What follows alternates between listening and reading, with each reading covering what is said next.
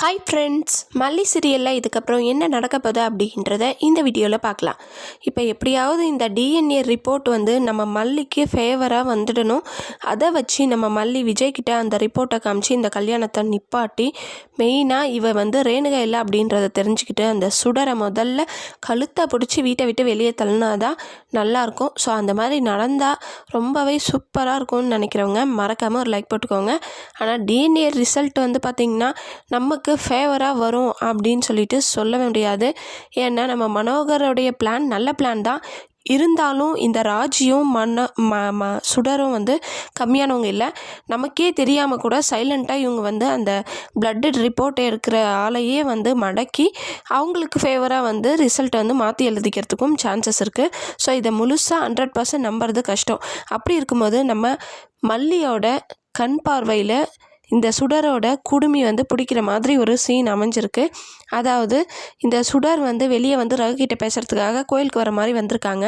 அந்த நேரம் பார்த்து இந்த ராஜி எங்கே போயிருக்கேன்னு கேட்க, நான் பக்கத்தில் இருக்கிற கோயிலுக்கு தான் வந்திருக்கேன், நான் உடனே வந்துடுறேன் அப்படின்னு சொல்லி இந்த ராஜிக்கிட்ட சொல்லிட்டு வச்சிடுறாங்க. ஸோ இதை நம்ம மல்லி கேட்டுறாங்க, எதுக்காக இவ எப்போவுமே போகாமல் பக்கத்தில் போயிருக்கவா, இல்லை ஏதோ ஒன்று இருக்குது நான் போகணுன்னு சொல்லிட்டு நம்ம மல்லி பின்னாடியே ஃபாலோ பண்ணி போகிறாங்க. கரெக்டாக ஃபாலோ பண்ணி போயிட்டுருக்கும்போது இந்த சுடர் ரகுக்கிட்ட காரில் வெளியே நின்று பேசிகிட்டு இருக்கிறது எல்லாமே கேட்குறாங்க.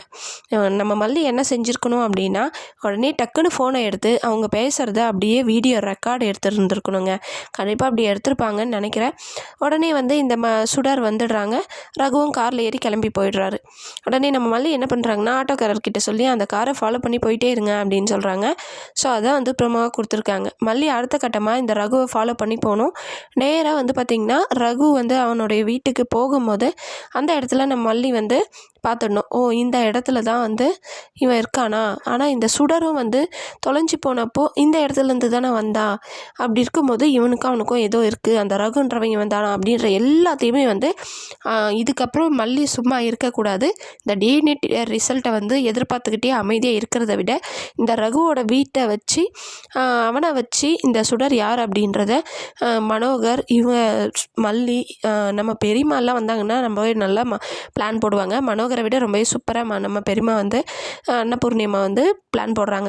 ஸோ அப்படி இருக்கும்போது அவங்களையும் கூப்பிட்டுக்கிட்டு இந்த ரகு மூலயமா சுடர் என்ற மீனை ரகுன்ற வலையை வச்சு பிடிச்சா ரொம்பவே அருமையாக இருக்கும்.